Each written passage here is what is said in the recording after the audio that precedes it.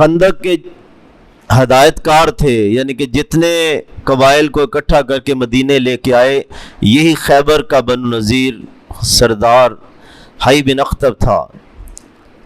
بنو قریظہ کو غداری پہ اکسانے والا بھی عین موقع پہ یہی کا شخص تھا۔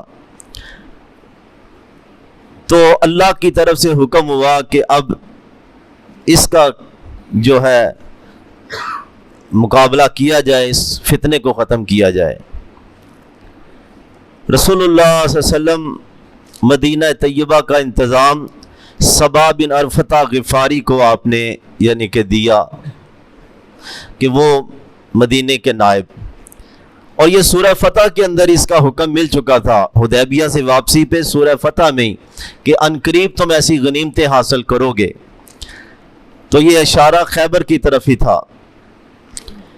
منافقوں نے کہا ہم نے بھی جانا ساتھ، کہا نہیں، جو حدیبیہ کے مجاہدین ہیں وہی جائیں گے 1400-1500، اور کوئی نہیں جائے گا۔ قرآن مجید میں ہی ہے، وہ کہنے لگے تم تو حسد کرتے ہو نا ہمیں نہ مال ملے۔ فرمایا حسد کی بات نہیں، اللہ کے فیصلے کو تو نہیں ہم بدل سکتے، یہ اللہ کا حکم ہے۔ بہرحال رسول اللہ صلی اللہ علیہ وسلم چل پڑتے ہیں، پیچھے ابو ہریرہ رضی اللہ تعالیٰ عنہ مسلمان ہو کے آتے ہیں، دوست قبیلے کے۔ اس وقت امام صاحب جو نبی صلی اللہ علیہ وسلم کے نائب تھے، وہ فجر کی نماز پڑھانے کے بعد فارغ ہوئے تو آ کے ملاقات کی، کہا اللہ کے نبی تو خیبر گئے ہوئے ہیں۔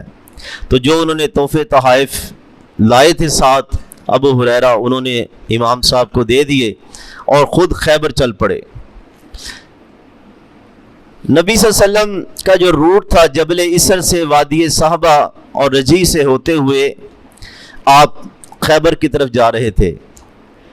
بہت بڑا مضبوط ایک قبیلہ تھا غطفان کا علاقہ، جو احزاب میں بھی آئے اور اللہ کے نبی کو اسی طرح دشمن تھے جس طرح یہودی اور مشرکین مکہ۔ یہ ایک بہت بڑی قوت تھی بدوؤں کی، یہ بھی ادھر پہنچ گئے پہلے خیبر، نبی صلی اللہ علیہ وسلم سے پہلے یہودیوں کی سپورٹ کے لیے پہنچ گئے۔ نبی صلی اللہ علیہ وسلم بعد میں آ رہے ہیں، ان کے علاقوں کے پاس سے گزرے رسول اللہ صلی اللہ علیہ وسلم، صحابہ، گرد و غبار، شور اٹھ رہا تھا۔ انہوں نے یہ دیکھا اور سنا، پریشان ہو گئے کہ ہمارے بیوی بچوں پہ حملہ ہی نہ ہو جائے۔ یہ غطفان والے سارے خیبر کے یہودیوں کو چھوڑ کے اپنے گھروں کو واپس آ گئے۔ اللہ تعالیٰ کی ایک مدد۔ نبی صلی اللہ علیہ وسلم نے گائیڈ کو کہا کہ ہم نا مدینے کی طرف سے خیبر میں انٹر نہیں ہوں گے، ہم شام کی طرف سے جو راستہ آتا ہے نا ادھر سے آئیں گے، تاکہ اگر غطفان والے بعد میں آئیں بھی تو رک جائیں اور یہودیوں کو شام کی طرف بھاگنے کا موقع بھی نہ ملے۔ نبی صلی اللہ علیہ وسلم کا یہ طریقہ کار ہوتا کہ آپ نا رات کو حملہ نہیں کرتے تھے کسی پہ، دن جب چڑھتا تو فجر کی نماز آپ نے اندھیرے میں پڑھی خیبر کے قریب، تو صبح یہودی کھیتوں کے اندر اپنا بیلچے وغیرہ لے کے کام کے لیے نکلے، تو جب لشکر کو دیکھا تو کہا محمد صلی اللہ علیہ وسلم کا لشکر آ گیا ہے، یعنی کس طرح انہوں نے شور مچایا، فرمایا خیبر برباد ہوا۔ ادھر آپ نے یعنی کہ ایک دو قلعے فتح کرنے کے یعنی کہ حملے ہوئے، لیکن قلعہ نائم جو نا فتح نہیں ہو رہا تھا۔ تو آپ نے فرمایا کل میں جھنڈا ایسے آدمی کو دوں گا جو اللہ سے محبت کرتا ہے اور اللہ کے رسول سے محبت کرتا ہے، اور اللہ رسول اس سے محبت کرتے ہیں۔ اب سب کی خواہش تھی کہ صبح میرا ہی قرآن نکل آئے، کیونکہ سب اللہ رسول سے محبت کرتے تھے۔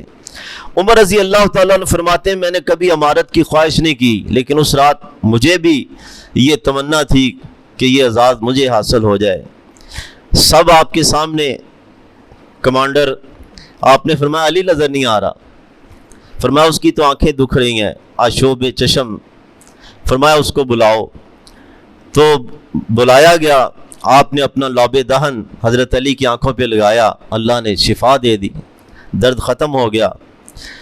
تو آپ نے پھر ان کو ہدایات دی، جھنڈا دیا، ہدایات دی کہ بھئی اطمینان سے جانا ہے، وقار کے ساتھ ان کو اسلام کی دعوت دینی ہے، مان لیں تو ٹھیک ہے، ورنہ اللہ سے مدد طلب کرتے ہوئے لڑائی شروع کرنی ہے۔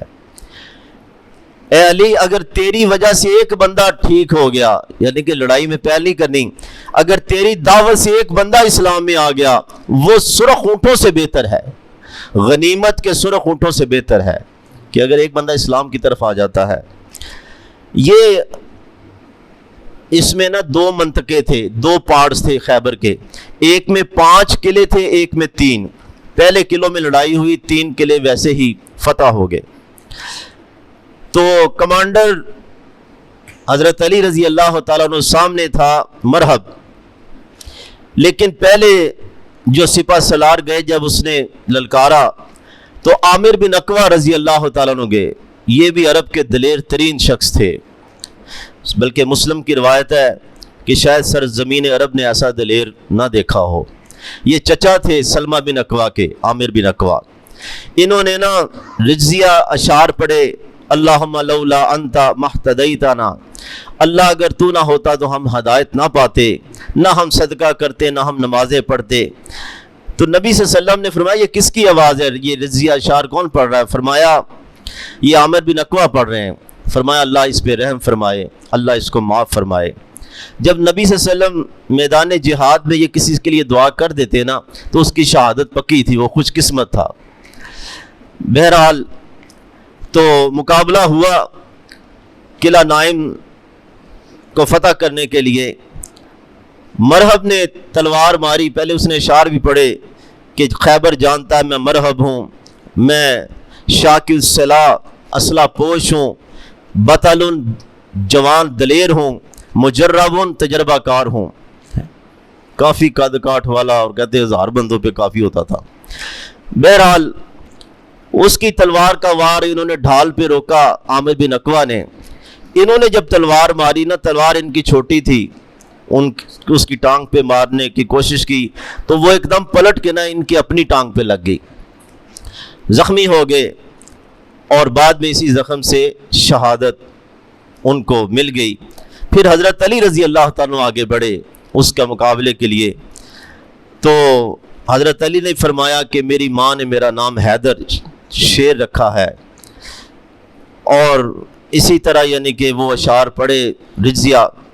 سیدنا علی رضی اللہ تعالیٰ نے اس کو تلوار کا اس کے سر پہ جو جہاں جگہ ملی وار کیا اور اس کو گرا دیا۔ اس کے بعد اس کا بھائی یاسر آیا۔ یہ نام ان کے نا مسلمانوں جیسے ہی تھے، کیونکہ عرب کے اندر رہ رہ کے ان کی زبان بھی عربی ہو گئی، حالانکہ عبرانی زبان تھی ان کی، یہودیوں کی، اور دوسرا ان کے نام بھی یعنی مسلمانوں سے ملتے جلتے تھے۔ تو یاسر مرحب کا بھائی جب آگے بڑھا تو زبیر رضی اللہ تعالیٰ مقابلے پہ آئے، تو ان کی والدہ حضرت صفیہ نبی صلی اللہ علیہ وسلم کی پھوپھی کہتی ہیں میرا بیٹا قتل ہو جائے گا، کیونکہ وہ بھی بڑا پہلوان تھا یاسر۔ فرمایا نہیں، تیرا بیٹا اس کو قتل کرے گا۔ تو سیدنا زبیر رضی اللہ تعالیٰ نے اس یاسر کو، یہودی کو گرایا، قتل کیا۔ تو اس طرح یہ یعنی کہ جنگ ہوتی رہی۔ اس پہ منجنیق بھی استعمال کیے گئے۔ منجنیق ایک توپ تھی، یعنی کہ اس جنگ میں اسپیشل یہ چیزیں استعمال ہوئیں، مسلمانوں نے کی۔ اور دبدبہ، لکڑی کا ڈبہ جس کو بختر بند گاڑی، جس کے ذریعے قلعوں کے قریب پہنچا جاتا ہے، اور منجنیق کے ذریعے قلعوں میں سوراخ کیے جاتے۔ بہرحال اللہ نے یعنی کہ سارے قلعے فتح کروا دیے۔ قلعہ نزار آخری بچا جس میں عورتیں اور بچے تھے یہودیوں کے۔ ابن ابی حقیق شخص آیا جو سردار تھا وہاں کا، ایک کہا جناب معاہدہ کر لیجئے، ہمارے بیوی بچوں کو اور کچھ نہ کہا جائے، ہاں جتنا مال ہے وہ آپ لے لیں۔ فرمایا بھئی خیانت نہیں کرنی، کہا نہیں سب۔ اچھا معاہدہ ہو گیا۔ اس کے بیٹے جو نا کنانا تھا اس کا بیٹا، وہ رات کو ایک جگہ نا چکر کاٹتا تھا جس طرح کوئی بندہ پہرا دے رہا ہے۔ ایک یہودی نے مخبری کر دی رسول اللہ صلی اللہ علیہ وسلم کو کہ انہوں نے نا وہ مال سارا نہیں آپ کو دیا، چھپایا ہوا ہے، اور وہ رات کو کنانا نا ادھر پہرا دیتا ہے۔ آپ نے اس کو کھدوائی کی تو واقعی بڑا سونا چاندی یعنی کہ وحی بن اختب کا ادھر سے نکلا۔ بہرحال رسول اللہ صلی اللہ علیہ وسلم نے نا پھر بھی اس کو چھوڑ دیا۔ لیکن اس شخص نے کنانا نے محمد بن سلمہ کے بھائی محمود بن سلمہ کو قتل کیا. اس کے جواب میں پھر اس کو قصاص میں قتل کر دیا گیا. جنگ ختم ہوگی, معاہدہ بھی ہو گیا سارے. دہیہ بن کلبی جو رومن امپائر کی طرف سفیر بن کے گئے, انہوں نے کہا مجھے کوئی لونڈی چاہیے. تو جہاں یہ عورتیں تھیں فرمایا جاؤ لے لو. تو وہ صفیہ کو لے آیا. یہ کنانا کی بیوی تھی, حی بن اخطب کی بیٹی تھی. تو دوسرے لوگوں نے کہا یا رسول اللہ وہ تو سیدہ ہے, وہ تو بنو نذیر سردار کی بیٹی ہے, اور یعنی کہ کنانا کی بیوی وہ تو یعنی کہ اونچے گھر کی ہے. تو یہ سٹیٹس رکھا جاتا تھا کہ یہ یعنی کہ اگر سردار کی بیٹی یا بیوی ہے تو پھر سردار کے ساتھ ہی اس کی ہونی چاہیے. تو وہ صحابہ نے کہا یا رسول اللہ علیہ وسلم آپ اس کے ساتھ نکاح کریں, اس کو کوئی اور دے دے دہیہ کلبی کو. فرمایا اس کو کہو اسے لائے. آپ نے فرمایا اس کو کوئی اور تم لے لو, اس کو چھوڑ دو. آپ نے اس کو آزاد کر دیا, صفیہ کو آزاد کر دیا. پھر وہ آپ کی شادی ان سے ہوئی, ام سلیم نے آراستہ کیا. آپ جب اس کے قریب گئے فرمایا تمہارے منہ پہ یہ نشان کس چیز کا ہے؟ صفیہ کہنے لگی رضی اللہ تعالی عنہا کہ میں نے خواب دیکھا تھا. خواب میں یہ دیکھا کہ چاند اس طرح ٹوٹ کے نہ میری جھولی میں آ کے گر گیا ہے. میں نے صبح اپنے خاوند کو یہ خواب سنایا تو اس نے زور سے میرے منہ پہ تھپڑ مارا, وہ نیل پڑ گیا کہ تو مدینے کے بادشاہ کی آرزو لگا کے بیٹھی ہے. کہنے لگی اللہ کے رسول میرے وہم و گمان میں بھی نہیں تھا. تو اس نے یہ خواب سن کے اس نے میرے منہ پہ تھپڑ مارا, یہ نشان اس چیز کا ہے. تو اس طرح رسول اللہ صلی اللہ علیہ وسلم ادھر کچھ دیر رہے. ایک عورت نا زینب بنت حارث نے کہا میں آپ کی دعوت کرنا چاہتی ہوں خیبر میں, آپ کو کون سا گوشت پسند ہے؟ فرمایا دستی کا. اس نے وہ گوشت پکایا اور دستی کے اندر اچھی طرح زہر ملا دیا. تو بعد میں آپ کے سامنے پیش کیا گیا. آپ کے ساتھ ایک دو صحابہ اور بھی تھے. آپ نے لقمہ یعنی کہ منہ میں لیا تو نکال دیا. فرمایا مجھے اس میں زہر لگتا ہے. بشر بن برا جو تھے نا, انہوں نے لقمہ کھا لیا جو آپ کے ساتھ کھانا کھا رہے تھے, وہ شہید ہو جاتے ہیں. یعنی کہ اتنا زہریلا وہ تھا. بلکہ آخری وقت اللہ کے نبی نے فرمایا عائشہ مجھے اس زہر کا جو تکلیف محسوس ہو رہی جو میں نے خیبر کے دن کھایا تھا, اللہ نے اس وقت تو روک دیا, اس کا اثر دوبارہ آخری وقت ایکٹیو کر دیا. بہرحال اس کو بلایا, تم نے یہ کیا ہے؟ کہنے لگی ہاں. کیوں کیا ہے؟ میں نے کہا اگر آپ جھوٹے ہیں تو جان چھوٹ جائے گی, اگر سچے ہیں تو اللہ بتا دے گا آپ کو. یہ اس یہودی عورت نے کہا. بہرحال اس بشر بن برا کی شہادت کے بدلے میں اس عورت کو پھر قصاص میں قتل کیا گیا.